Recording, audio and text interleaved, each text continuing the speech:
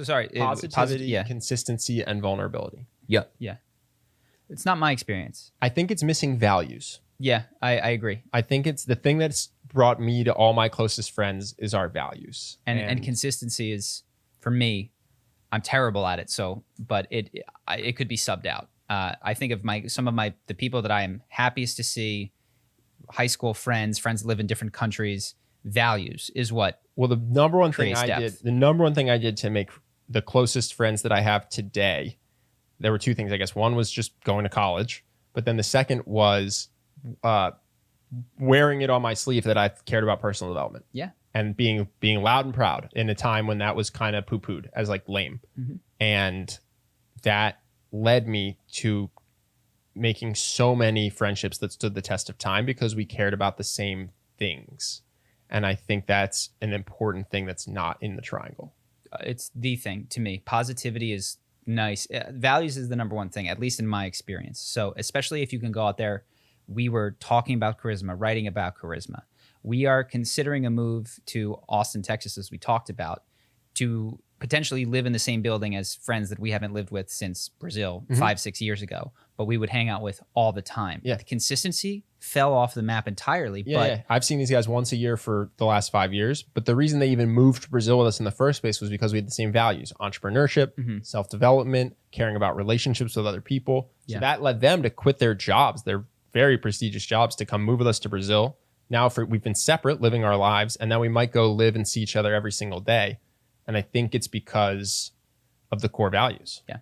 So, okay, what is the actionable step? It is to be vocal, speak them, pursue them, try to earn money from your values, try to find hobbies that show your values. Even if, like, to be clear, a value can be basketball. Like if playing basketball on the weekends. Yeah. I have friendships that are largely rely on the fact that we both surf. Yeah, you could be a foodie, and you could be someone who just likes to go out to nice restaurants, and you'll connect with people that like to go to those restaurants. So I guess values and interests, and I'd say those are separate, but both super, super important. Yes, and really, and our interest is what has connected us to people for a long time. So I would remove consistency personally. Doesn't seem nearly as important, though. Of course, it's nice to have, and it's kind of a result of the other things. I was going to say, actually, I think the vulnerability is a result. And now maybe that's not, if you struggle with being vulnerable with people, I would say work on that in your life. But to me, I've never tried to put vulnerability into a friendship to strengthen it.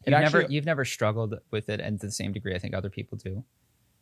Vulnerability? Oh, maybe that's not true, but you, for instance, you went out on a limb, left your job, admitted to people that you weren't happy there. You know what I mean? Like that. I think of vulnerability as like sharing like your childhood stuff, which you didn't do with me until we were friends for 13 years, 15 years. I suspect, but I did share with you who I had a crush on, who I dissed, that I was sad about it, that my breakup upset me. So I think that you're considering vulnerability a subset of what the actual larger circle might be. Maybe. I haven't read the book, so I actually don't know what they... Neither have I, but I just know that some people think it would be vulnerable to be like, I had a crush on her and she didn't want to date me, and now I'm really upset about it, which is like, that was our whole friendship. Yeah, you need that. You definitely need that.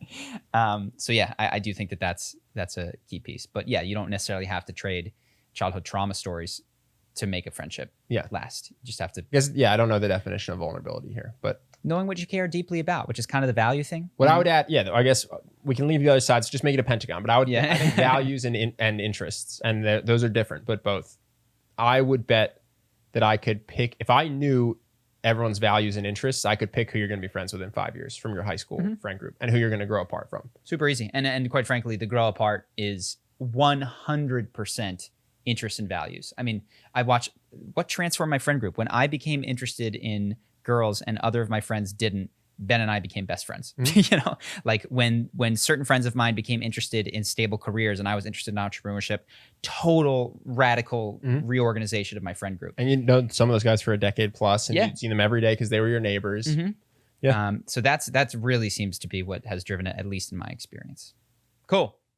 Hope that you guys enjoyed that clip. If you want to see more like this and have us do more podcasts, we are 100% funded by our generous patrons. And if you'd like to contribute, there's a link in the description, and we'll have one pop up on the screen right here so that we can do more podcasts where we have fun conversations and hopefully some deep ones like this. Either way, hope that you enjoyed the video, and I will see you in the next one.